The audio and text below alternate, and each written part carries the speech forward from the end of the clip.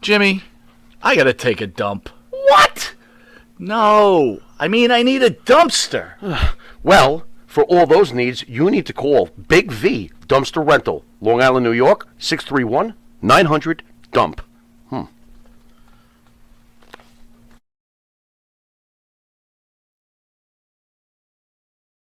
Do you treat your dog as part of the family? Well, so do we. So why not celebrate your pup's birthday with the ultimate party box? Check us out on Instagram, Twitter, and Facebook at Party Pup Info, and let us make your pup's party or any celebration perfection. The Monty and the Pharaoh Show is brought to you by... Because wine is your second favorite four-letter word. California wine, New York attitude. Good fucking wine. Yeah.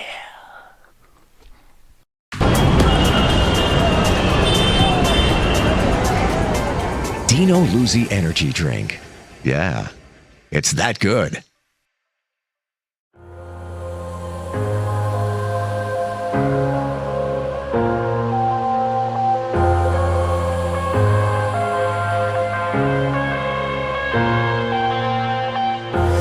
Headed to the bottom of the bottle, I've been drowning, I've been floating away.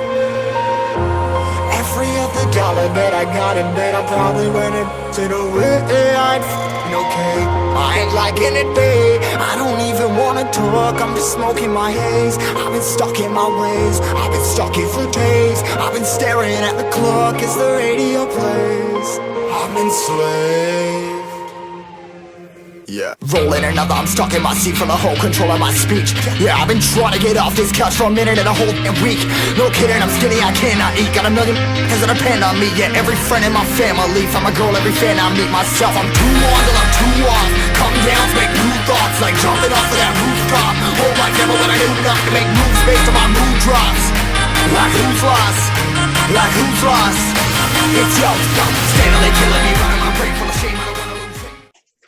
Ladies and gentlemen, this is episode 1 of the original G-Man of hip-hop, Mr. George Price, a.k.a. the original G-Man of hip-hop, is known as one of the great pioneers of hip-hop.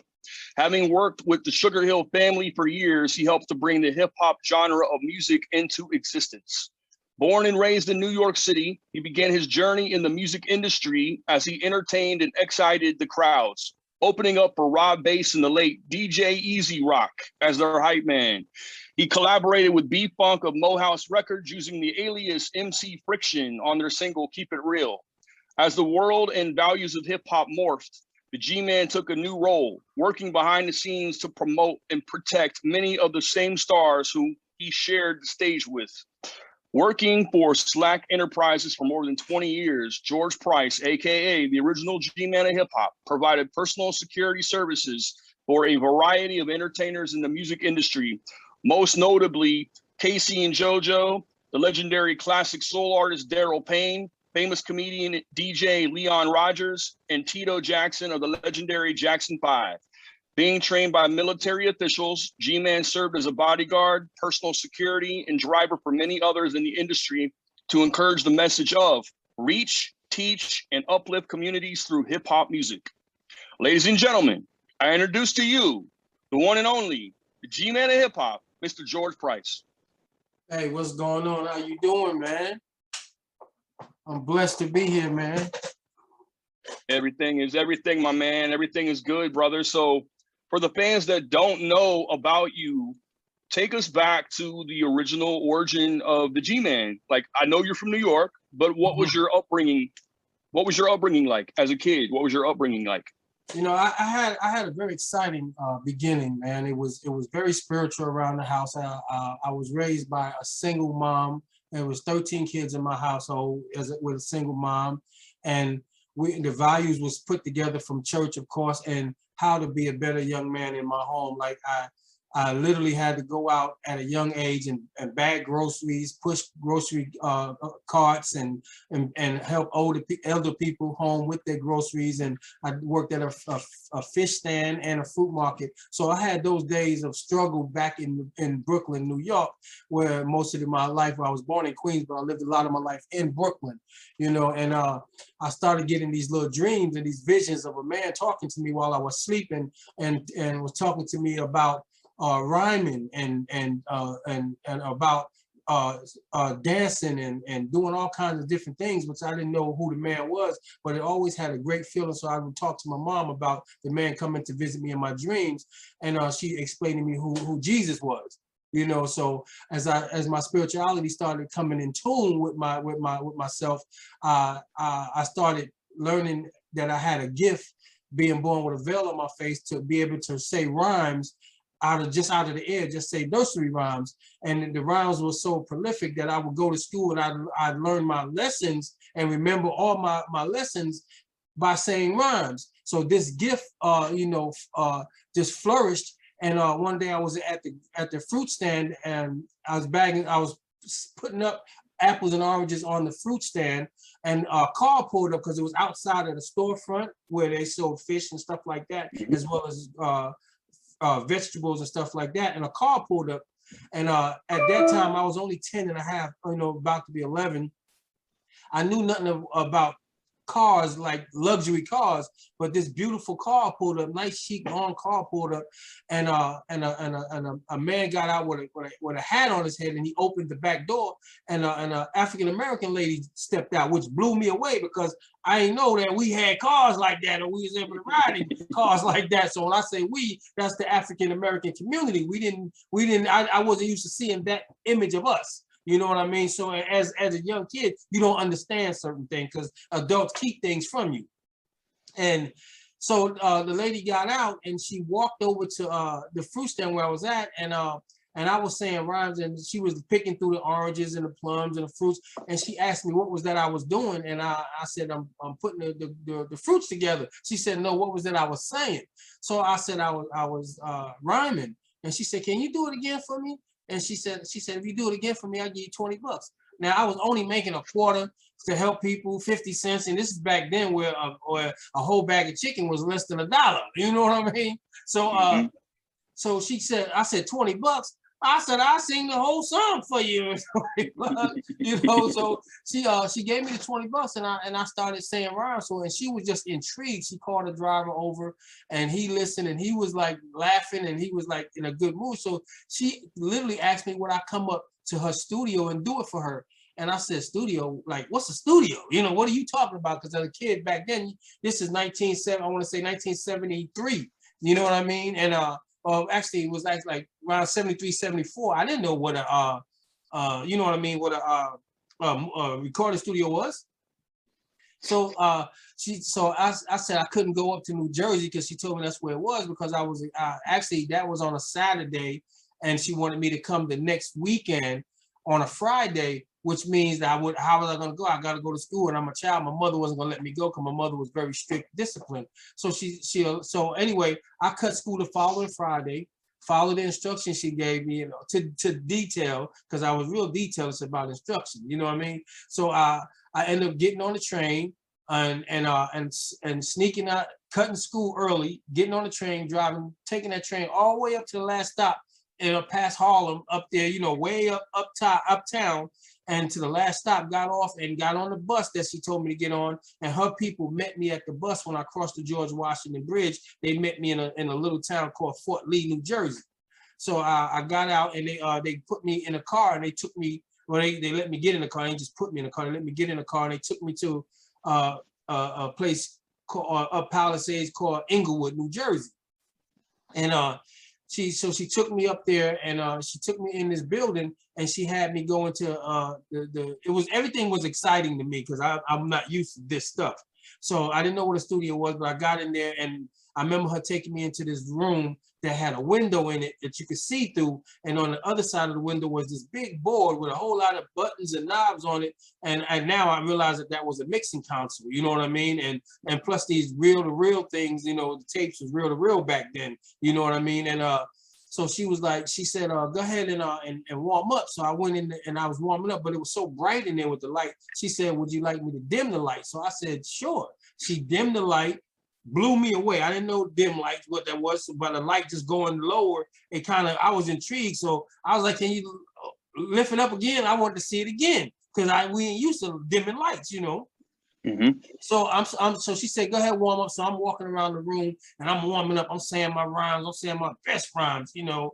And so she comes in the room about 10 minutes later and said, you know, we're going to scratch that. We're not going to do it. And she had promised to pay me some money. And she said, I'm not going to pay you the money. This was not the $20 because I had already got made the $20, which was already enticing to a kid my age. So she said, I'm not going to pay you the money that I told you I would pay you. And she said a certain number. And she said, I'm going to pay you double. And in my mind, I said, I knew this was some bull crap before she said that. She said, no, I'm going to pay you double. So as I looked through the window, I noticed there was a man. It was a man sitting at the board. I found out later on that his name was Billy Jones. And then it was another man standing over him where I found out later it was her husband. His name was Joseph Robinson Sr. And then it was a white guy with this black slick hair brushed all the way back, looked wet. And come to find out his name was Rocky. And he was part of the Italian family or whatever that was up there. And her name was Sylvia Robinson. You see what I mean? So she asked me, you know, about doing some things, but I couldn't do it because I was a kid. I couldn't do it. I just knew there was no way. I was already gonna get my butt whooped for cutting class, and I was already late for getting home. So I knew I was already in it. But she took the cloth. It was a cloth that was covered with a bunch of money in small increments from 5, 10s, and 20s and some 50s, and it was a lot of money for a kid like me. So she gave me. She said that was all mine. I said that's all mine. She said yes. So she got one of them old school brown paper bags and put all the money in it. And then back then the paper bags was real heavy. They was real thick. So she folded down and she said, don't open this until you get home. You know, don't open it. Don't let nobody see in it or nothing. So I said, okay. So I was getting ready to walk out the door to go back to the car. She said, wait, I need you to sign the receipt for the money because I have to show where the money was going and where it came from. So I went back to the table, and back then they had receipt books, the thick books with carbon copies. You had to write and it'll go through from one sheet to the next sheet to the next sheet. So she had told me to bring my social security number. She told me to remember my birthday, you know, and my full name and all of that. So I signed all the information that she had on that paper and for the receipt. And lo and behold, that's when history started, where the first person in rap, and before it was a culture, and hip hop, before that was before rap was an aspect of the culture, and hip hop before hip hop was the culture, that somebody had stole a person's all their publishing, their names, their rights. And back then I was known as Little Master G in my neighborhood. Because I was so spiritual that I stood for the Master God, not for my name. And then I got affidavits from, you know, hip hop historians that was in the park in 1975 when I actually named hip hop in Prospect Park in Brooklyn, New York, on Ocean Avenue and Parkside Avenue. They're literally across from the McDonald's that was over there at the time. And the affidavit that I got through the lawyer's office that's notarized, and it comes from who is a hip hop historian now. His name is Mr. McPhee, and McPhee, yeah, and it's crazy because to be the man that find out that you are actually the guy that named hip hop when and I was on stage and actually told him to put all the aspects of the culture under that name, because the culture was the aspects of the culture was blowing up and it was getting real popular, and we was popular everywhere we went, man. So all the older heads used to go like this to us: "You young brothers is hip." So that's where I got the part from in hip hop, the term hip from. Hop, because just like when I had to go up to see her in New Jersey, I had to sneak on the train. So when the police wasn't looking, I had to hop over the turnstiles. So that's where the terminology hip hop came from. So that's it in a nutshell, man. Right on. So from the time you went into the recording studio and laid down some tracks, how long was it before those tracks that you initially recorded was released? I don't know how long the time frame, but I know between 1975 and then the first hip hop song ever came out in history, which was Rapper's Delight, that came out. It wasn't the first rap song. It was the first song that was promoted, manufactured, distributed, and marketed and played on the radio, you know, and so in its entirety and as just a rap song. That that was in 1979 because I was doing this since 1973. I named it hip hop in 1975, and Rappers Delight came out in 1979. So to be clear, for the fans to know, did you ever physically perform with the Sugar Hill Gang, or is that something that you just wrote those songs, you recorded those songs in studio, and they recorded those songs in place of you performing those songs? They recorded those songs in the place of somebody giving them the concept and idea from what I did as a child. Not all of the idea, but partially of the idea and the concept. Because if you look at some of the histories of the stories of Sugar Hill, you see she alludes to it by saying she met somebody prior to meeting Big Bang Hank and all of them and asked them to be a part of this project that she was doing. She said she met them in a McDonald's. That's not true. She met me and had me come up to her studio, but she didn't want to say that because she knew that you had a child that you brought up there, and it would be illegal. It would have been something wrong to be looked at. And by me being a kid, I couldn't get in clubs and make it a business and make money for it. So they had to get older people that was able to do that. So that's where all the controversy come. And then they get another guy named Guy O'Brien, and who is actually the Master G on the songs that they actually took and did the recordings over with afterwards, and who is not even from New York, he's from Ohio. So the thing that gets me is everybody laying claims, but you're not even from our city. You know, not that makes a big difference, but it has to do with time frame. See, back then, and when I was doing this thing, and in the affidavits, you see it. You see some of the people that signed the affidavits and put on and give their testimonies, and in their testimonies it says everybody in the neighborhood wanted to come around to the park and on the corners and see this little Master G guy doing his rhymes, who was me. And that was in Brooklyn. So everybody has the right to their own truth, and I'm not debunking nobody's truth. Now, I don't get into controversy. I stay away from it. But time frames and time periods and stuff falls in place. They try to say that Cowboy and everybody else did it, and they got it from the military. But when me being trained by the Army, Navy, Air Force, and Marines to be a close quarters bodyguard, which we'll talk about later, the general, the people that train me tell you and have said when I called to verify what they were saying, because you got to verify things, because you got people want to put you in the hip hop museums and all these stuff, but they so scared because people that has made stuff popular seems to like they're the ones telling the whole truth and nothing but the truth, and that's their version of the truth, which they have their right in their opinion, their right to their opinion. But in facts, in military, they said that you look at it, they did that in 1978. I go back to 1975, bro. So it trickled down from where? It had to come from somewhere. So they counted cadence, hip hop, all that in cadence. But I did this in 1975, and if y'all did it in 78, so that means I'm before that. You know what I mean? So and I'm never gonna get that recognition from the people because they have been brainwashed to everybody else's versions of the truth.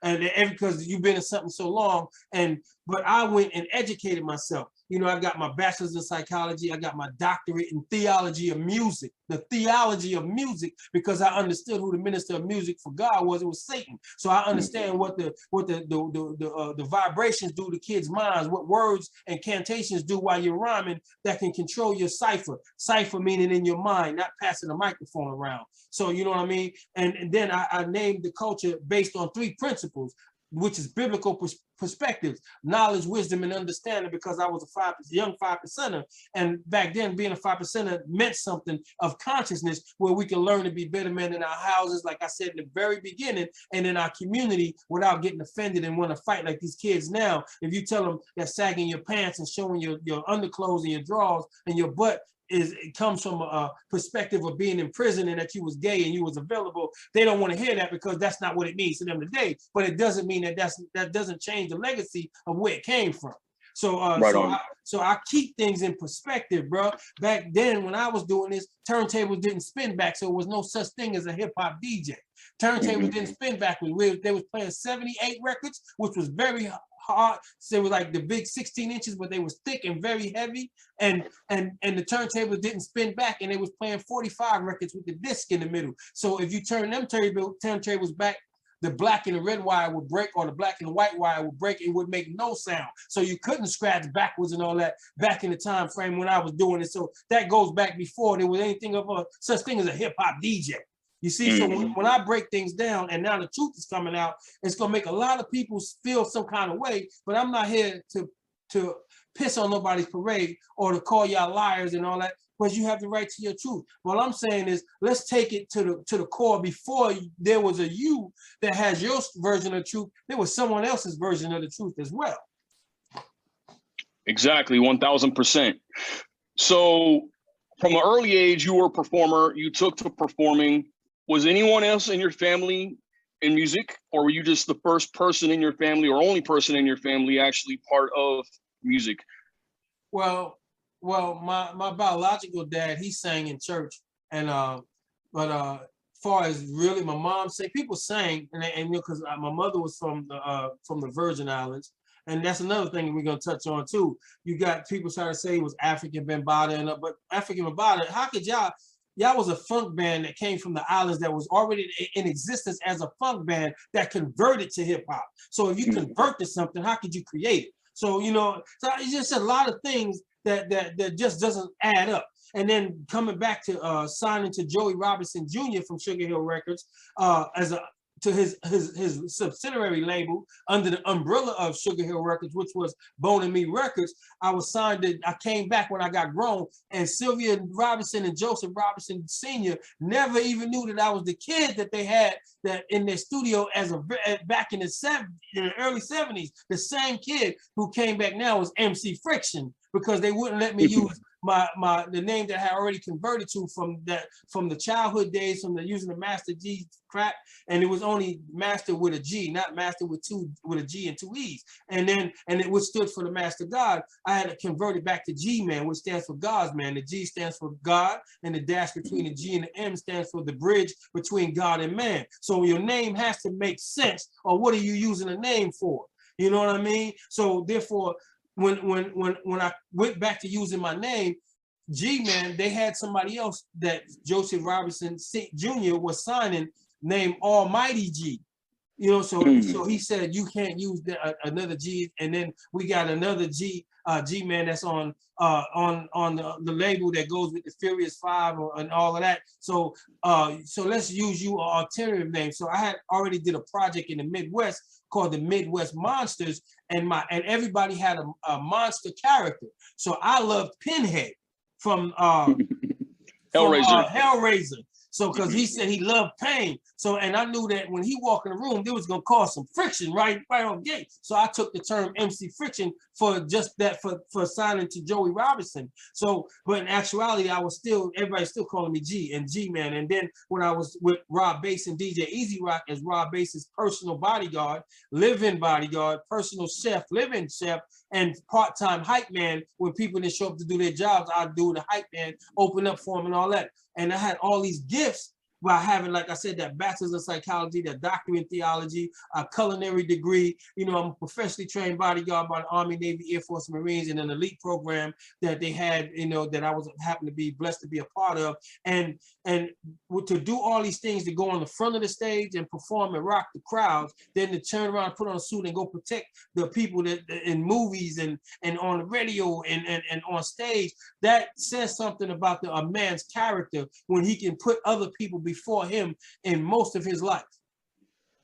Totally agree. That means you're a helper and you give back, and that's what it's all about, giving back. And so from an early age, who were some of your influences as far as your musical influences? Music, I gotta say James Brown, the Jackson 5, Diana Ross. He was very prolific in what I was doing, because she had a song back in the day that was called Love Hangover. And that song, Love Hangover by Diana Ross, it was a break in that song that just literally had me jumping through the roof. It was like in the song, she was like, we got a sweetest love, a hangover, and I don't want to get over. And then it had this bridge breakdown that went, dun, dun, dun, dun, dun, dun, dun, and that just made me go nuts. I mean, for some reason, because it was like that build up to a change in the music. Pardon me. So those was my influences, you know, and of course the Motown era. So when you see people like for the first time back in the day, like Elvis Presley, excuse me, I want to know what your opinion on Elvis Presley is, because you know I'm getting ready to produce a movie on his life. What's your opinion on Elvis Presley, the performer? You know, if I say that, I left him out because he was an influence too. I got to be honest, and I say that because when you put Diana Ross, Michael Jackson, Elvis Presley, and you put those three people together, you have a full-fledged entertainment system. Full-fledged entertainment. See, these artists today, they don't know about entertainment. They just know about rapping or rhyming or dancing, one little aspect of any culture. I am an MC and an entertainer, because when you become an entertainer, you open the door for a whole lot more than just rapping, singing, and dancing and all that, or acting, for instance. You open up the door for being a part of the entertainment collage, if you will. So I could act. I just started a movie, which we're gonna probably talk about later on in the next episode or something. I'm getting ready to start a movie with my fabulous manager who is in charge of, called Prism, where I'll be playing alongside Jesse the Body Ventura in the El Chapo movie, and the star of that movie will be Joaquin Phoenix. So I'm excited. I got into the acting thing, and I'm excited. I also started a movie called Mad as Hell, which will be being released in the next few months, and so I'm transcending, and with a great management company.